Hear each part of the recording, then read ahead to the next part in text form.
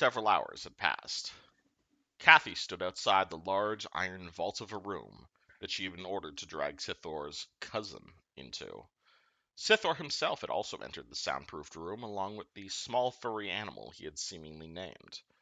That had been several hours ago, or perhaps days.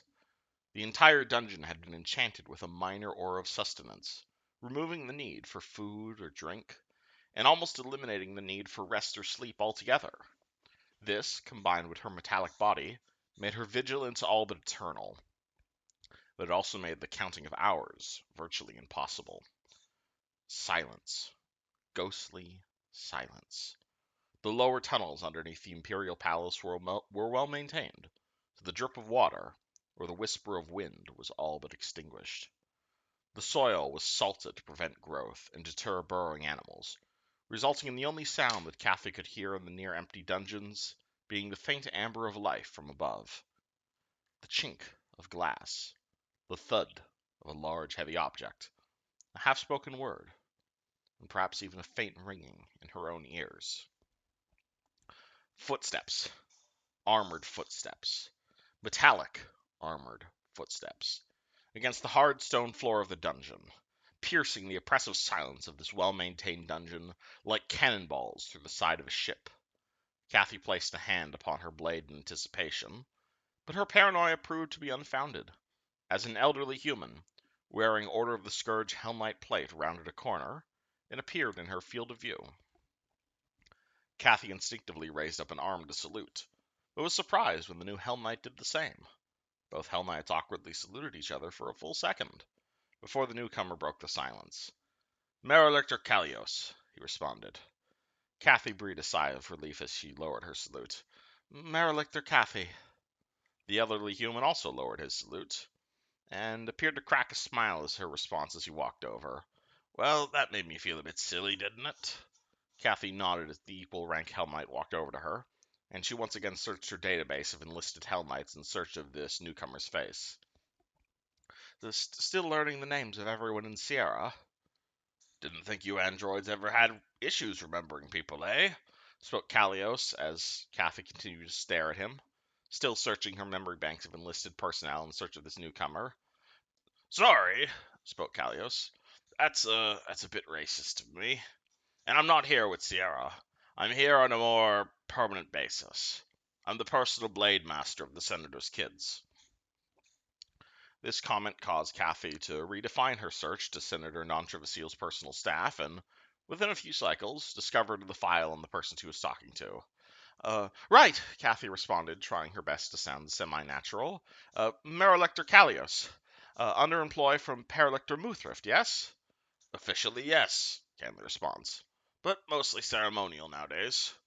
Muthrift and Lavical didn't exactly have a happy relationship to those days anymore, and Sithor hardly calls on me anymore, after everything that's happened."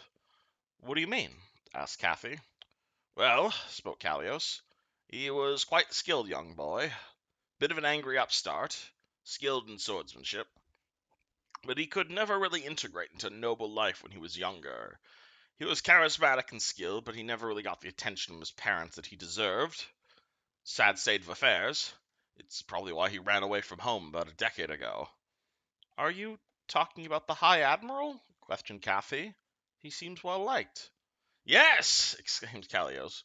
"We hadn't heard from him for decades. A few scattered reports here and there, but as far as we knew, Sithor was as good as dead. But then, suddenly a few months ago, he just reappeared. Surrendered himself to the guards on charges of treason, but he was an entirely different person. All of a sudden, he was the spitting image of his mother, as he had never left Chilaxian politics, to the point that he was acquitted of all charges, and he was promoted up to High Admiral. Of course, he refuses to elaborate to me where he's been, and only ever speaks with his mom now, Lavicille. I don't understand it. That boy wanted to bite off his mother's head when he ran away from his birthright a decade ago, and now the two of them couldn't be closer. It's almost like he's an entirely different person." "There's always a chance he could be," replied Kathy. "Could be a doppelganger, and there's plenty of magic around that can change a person's face. Have you spoken to any of the court mages about it?" Uh, Callios opened his mouth to sigh, but then looked back towards Kathy and answered, "Yes, I understand you're here only temporarily, so you're not expected to know this, but dousing people in anti-magic is standard procedure around here. Muthrift and I have tried everything under the sun to unmask Sithor, but nothing's worked. He's not a shapeshifter, he's not an illusion, he's not being mind-controlled. It's the same Sithor from all those years ago, but he's just got a different brain this time around." Before Kathy could respond to Callios, sound began to emanate from the soundproof torture room. The sound of metal on metal, and latches being unlocked. This caught the attention of both Hell Knights, who turned towards the vault-like doors that began to slowly open with the haste of a bank vault. The first exit was, of course, Sithor, still holding the mongoose from before. Kathy could see that the animal was still alive, though its previous demeanor appeared to have entirely vanished. As Sithor walked out, the ebony-skinned woman that Sithor had referred to as cousin followed them. She was entirely nude, covered in cuts and scars, but was neither handcuffed nor shackled.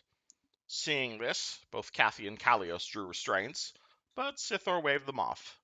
"No need," he spoke. "We had a very nice conversation in there, and don't think there are all that much left of her up in her head. Honestly, I rather like her like this." Again, the emotional center of Kathy's brain exploded with an urge for her to do something towards her evil, evil employer. But once again, she forced herself to resist. As Sithor turned towards Callios, who gave a reflexive salute.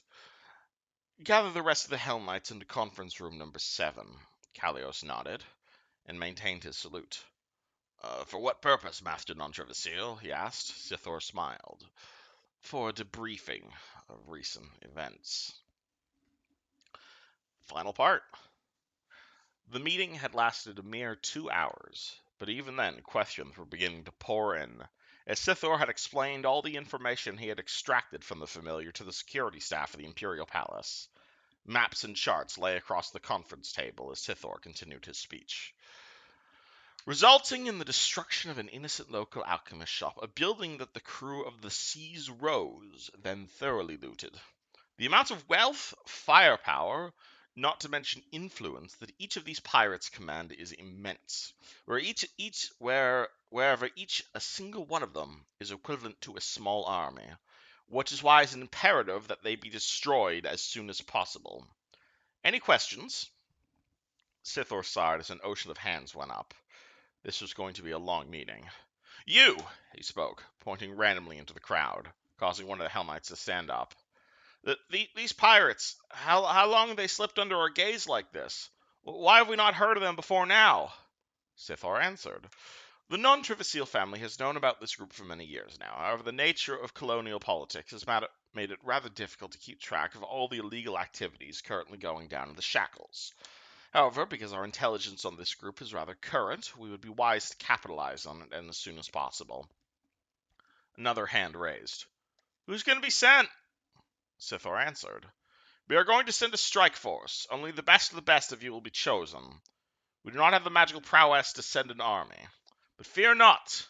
My ships, the Dominator and the Lavaco, will soon complete their retrofit in our dockyards, and within the year, Chilaxian control over her old colonies shall be restored." "If we're sending an armada, why not send a strike force?" Sithor's head began to hurt. "Because it is imperative that we destroy the Seas Rose as soon as possible. As I said, they, along with a number of other free captains, possess enough firepower to level an entire port.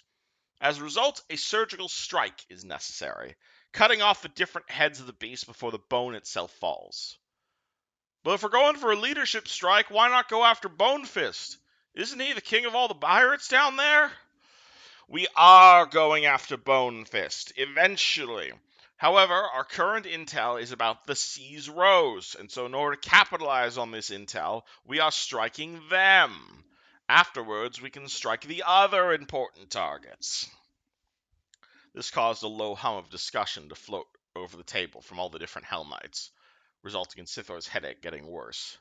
This is why he hated working with Hell Knights. Loyal and efficient? Yes, but also logical to a fault. Ordering Hell Knights around was like programming a golem. You needed to tell them exactly what to do and why they were doing it.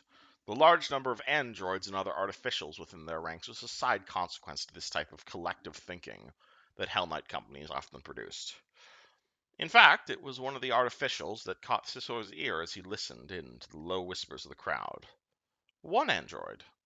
Sithor recognized the same android that had failed to capture the familiar from before, and was having a whispered conversation with the Hell Knight to its left, Sithor's old dueling trainer, Kalios. Kalios responded also in a whisper, but just loud enough for Sithor to overhear. Probably because the Sea's Rose is captained by that tiefling fellow, who looks just like Kalios! Shouted Sithor, letting loose a massive screaming wave that silenced everyone in the room from its volume alone, and freezing Kalios and his conversation partner in their tracks. I do not give two shits if the captain of some random, unimportant, ineffectually small, and illegal ship just happens to have a slight resemblance to me. Levitic Sithor caught himself before he spoke. This ship's captain is unimportant. His name is unimportant. All I care about is that he and the rest of this crew die. Is that understood, Marilictor Kalios? Kalios gave a very official nod and salute before sitting back in the chair. Good, spoke Sithor, because you're going to be the one leading this charge. Sithor saw Kalios' eyes widen before he slumped down in the chair and accepted his fate. Now then, spoke Sithor, back towards the wider group of Hell Knights. Any other takers? Yes? A voice from the back, a drow, floated out from the mass of Hell Knights. Tentacled staff at hand, walked over next to Kalios. At the same time, seeing their commanders volunteer for such a deadly mission, a large handful of lower-ranked Hell Knights suddenly began stepping forth, one after another. This made Sithor smile. In fact, he smiled enough that he let out a single, solitary clap towards his newly developed expeditionary force. Right then, spoke Sithor, standing up from his chair. This seems like a fine match for those Sea's Rose fellows. Sithor spoke, as he withdrew a solitary piece of paper from his jacket. But let's make sure we throw the odds of this fight in our favor.